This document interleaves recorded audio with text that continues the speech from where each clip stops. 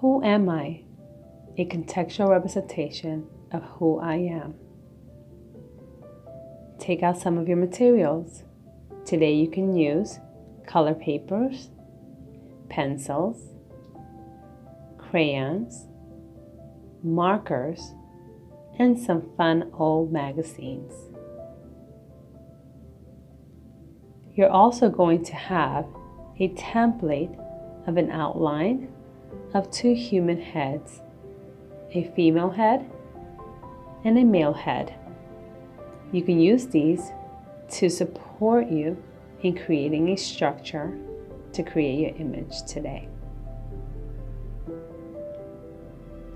Who am I? This is a female outline, which I am going to use to represent some of the external factors outside of the outline. Within the structure of the female's head, which will be representing myself, I am going to show the internal factors that create my persona. Using those two spaces, I'm going to create using images, words, symbols, or collages and images to support my reflection of who I am.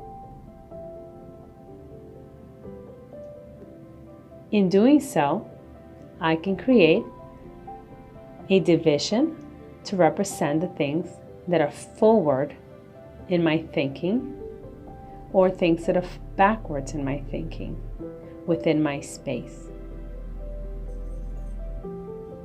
I can also take out the handy magazines to help me create images that are already made, pre-made, to fill in the space of things that I feel connected to, things that contextualize who I am, both on the inside or the outside. I've created an image of some of the things that hold me within, the feeling and colors and movement in the images that I feel connect to who I am. I can also choose to have it blank, and in that blank space, I can simply write words to hold me. I can write words that define who I am: family, love, friends, things that I find loving, endearing to me. But I may also represent things that are not so loving, endearing to me. So if I hold a space with the line division, on one side, I can represent things that I hold closer to my day-to-day. In front, I would put those same words, or I can draw an image of each person in my family. Remember, this directive is not about creating a masterpiece. It's about quickly jotting the things and topics that define and contextualize who you are. Things that I have on my day-to-day living is the kind of food that I feed my family. Do I go and think about their health in the long run and provide more expensive organic food, which affects my family financially? But I also consider the harms of the inexpensive food, GMO. So those are some of the topics that are forward in my thinking and I think of every day. I also think of health as part of my day-to-day. Things that I might keep in the back of my mind, things that I don't touch base with all the time, but still define me who I am. Things like my culture, which as a biracial human being, the struggles of defining myself within one ethnic group. Other things that may hold close to me in the back of my mind are things that affect me big time: politics, and the categories of how they define political parties. Other things that may be in the back of my mind may be life and death, especially around these times, and people passing, people being born. And so those are some of the topics that are in my mind moving forward. I can create images around those things, or I can use words. Words are powerful in a therapeutic relationship. Words define us, and words help us move forward. If I choose to keep all those things, I can continue thinking about things that affect me on the outside, the external factors that define who I am, or change my behavior, change my emotions. And these are the things that, because of our empathetic field and the kind of jobs that we hold to support others, we think of all the external factors that affect us, and then we carry that energy moving forward in our day-to-day, affecting our emotion level and affecting our well-being. One of those is tantrums.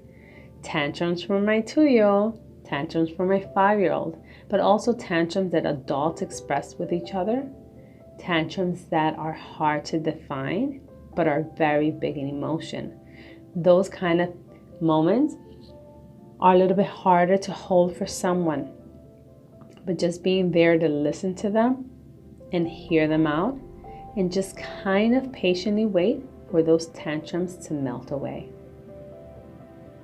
Other external factors that affect me at this time are things like, how do we go back to what we were used to? And a lot of topics that we hear a lot are, how do we keep our schools healthy? How do we go back to our flow? And as an educator, that's one of those things that has been on my mind, and it affects me dearly, because I have to think moving forward, how do I position myself in the educational field, also thinking of my family first. Another topic that comes to mind, you guessed it, are topics that we're dealing with in current times. These times are a little bit different for everyone. These times create bumpiness on the road, and these times can change someone's emotions from 0 to 100.